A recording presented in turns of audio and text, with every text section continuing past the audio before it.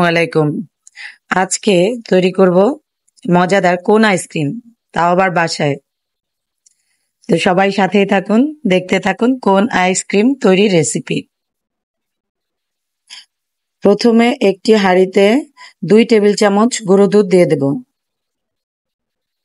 তারপরে দিয়ে দেবো 1 চামচ বাটার, 1 চামচ চিনি ও 1 চামচ কর্নফ্লাওয়ার দিয়ে নেড়ে চেড়ে আমরা চুলায় বসিয়ে দেব। যখন ঘন হয়ে আসবে তখন চুলা থেকে নামিয়ে নেব। তারপরে একটি বাটিতে 2 কাপ হুইপ ক্রিম নিয়ে তা বিট করে নিব। 10-15 মিনিটের মতো বিট করলেই চলবে, তবে ক্রিমটিকে সুন্দরভাবে বিট করতে হবে।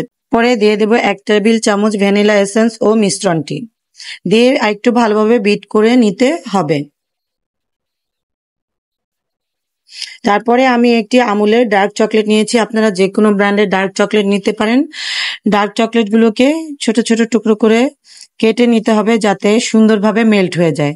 আমি মাইক্রোওয়েভ ওভেনে 100 ডিগ্রি সেলসিয়াস তাপমাত্রায় চকলেটগুলোকে বাটার দিয়ে মেল্ট করে নিয়েছি। আপনারা ডাবল বয়লার করেও মেল্ট করে নিতে পারেন।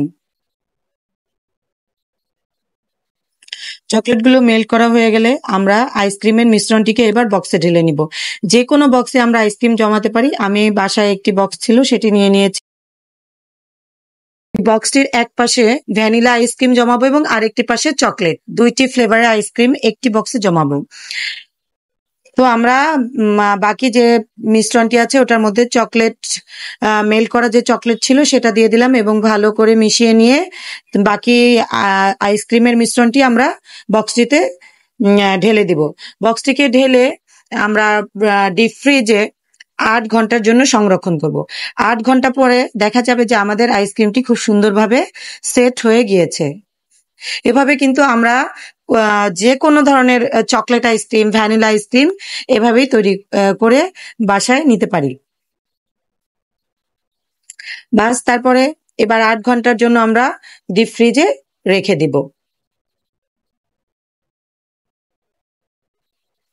8 ঘন্টা পরে বের করব।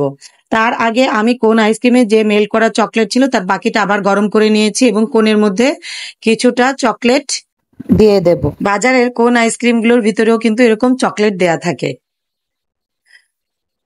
তো এভাবে কোন আইসক্রিমের ভিতরে চকলেটগুলো দিয়ে আমরা কিছুক্ষণ রেখে দিব। তারপরে ফ্রিজ থেকে আইসক্রিম বের করে কোনের মধ্যে 2টি ফ্লেভারের আইসক্রিম দিয়ে দেব। একটি কিন্তু ভ্যানিলা ফ্লেভারের, আরেকটি কিন্তু চকলেট ফ্লেভারের। তো এরপরে আমরা কিছু স্প্রিঙ্কলস দিয়ে সাজিয়ে নেব। তারপরে দ্যাটস ইট, এবার খাওয়ার পালা। সবাই এভাবে আইসক্রিম বানিয়ে খান।